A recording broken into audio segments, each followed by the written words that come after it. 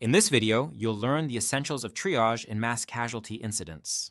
Discover the primary and secondary triage processes, tag classifications, and start triage steps. Triage is all about determining how severe a patient's condition is. In a mass casualty incident, MCI, which means there are more patients than the resources available for a typical call, we need extra help from other agencies and more resources. An MCI event requires special attention due to the high number of patients and the extensive resources needed. Imagine this scenario. We arrive at the scene of a car accident involving 9 vehicles, and the first thing we need to do is triage the patients. This involves sorting them based on the severity of their injuries. Let's learn the triage tags and steps in the START triage system. Primary triage is an initial assessment that is done as soon as responders reach the patient. It involves a rapid examination using the RPM, Respiratory, Perfusion, and Mentation assessment to categorize patients. Secondary triage is conducted in the treatment area. This reassessment ensures that patient priorities are updated based on their current conditions. There are 4 triage tags. Red means immediate or critical and is for patients needing immediate care and transport. Yellow means delayed and is for patients who require care and transport but can wait. Green means walking wounded and is for patients with minor injuries who can walk. Black means deceased or expectant and is for patients unlikely to survive due to the severity of their injuries. There are 4 steps in the START triage. Step 1. Call out to the walking wounded. Identifying the walking wounded is a critical step. Use a megaphone or air horn to clearly announce for those who can walk to move to a designated area. This helps quickly identify individuals who are less critically injured, allowing responders to focus immediate attention on those who cannot move on their own and may need urgent care. Step 2. Respiratory. Next, assess the patient's respiratory status to ensure a quick and efficient assessment while prioritizing patients who can be saved with immediate intervention. Observe if the patient is breathing independently. If no spontaneous breathing is noted, open the airway using a modified jaw thrust maneuver. Administer 2 rescue breaths for pediatric patients only. Finally, tag the patient. If the patient begins to breathe after the rescue breaths, tag them according to their condition. If the patient does not begin to breathe, tag them with a black tag and proceed to the next patient. Step 3. Perfusion.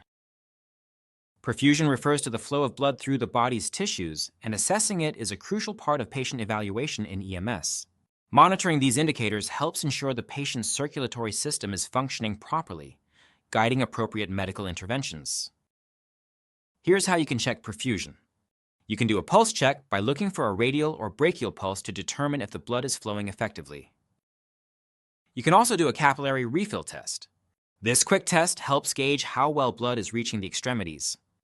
Adult capillary refill time should be 2 seconds or less, and pediatric capillary refill time should be 3 seconds or less. Step 4. Mentation. Mentation refers to assessing a patient's mental status to determine their level of consciousness and cognitive function. Accurate assessment of mentation helps EMS providers identify underlying medical conditions, determine the severity of an illness or injury, and guide appropriate treatment and transport decisions. Key components of mentation assessment include alertness, which is whether the patient is awake and responsive; orientation, which is the patient's awareness of person, place, time, and event, often assessed using the A and OX4 scale; responsiveness, which is how the patient responds to verbal and physical stimuli; cognitive function, which is the patient's ability to understand, remember, and follow instructions. Assessing the mentation of an adult patient involves checking their orientation to 4 key elements. Identity. Can the patient state their name? Location. Do they know where they are? Time. Are they aware of the current date or time? Situation. Do they understand why EMS was called? These questions help determine if the patient is alert and oriented, providing crucial information about their mental status and overall health. Evaluating mentation in pediatric patients requires a different approach compared to adults. Here are some key tips to help you effectively assess the mental status of children in emergency situations. Engage the parent or caregiver by asking if the child is acting normally. For infants, inquire if they are behaving as expected for their age or if they appear lethargic. Observe for simple responses. Most children who can talk will be able to answer very simple questions. Use these interactions to gauge their level of awareness and responsiveness. Assess nonverbal cues. For younger children who cannot communicate verbally, carefully observe their appearance, attitude, behavior, and mood. These observations, combined with input from the parent or caregiver, can provide valuable insights into the child's mental status.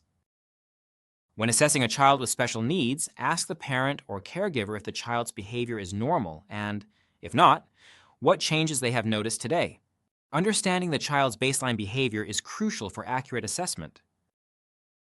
Understanding and implementing the START triage system is essential for effectively managing mass casualty incidents. By quickly categorizing patients based on the severity of their injuries using the RPM assessment and appropriate triage tags, first responders can prioritize care and optimize the use of available resources. Whether it's a large-scale car accident, fire, or industrial incident, the principles of START triage ensure that critical patients receive immediate attention while others are managed appropriately. Through efficient triage practices, we can significantly improve outcomes and provide the best possible care in high-stress emergency situations. Click the link in the video's description to download EMS Pocket Prep and study any of our 7 EMS exam offerings. Pocket Prep is a mobile, quiz-based study platform designed to provide effective, engaging, and affordable study material for a wide range of certification and licensure exams. Download the app and start studying for free today.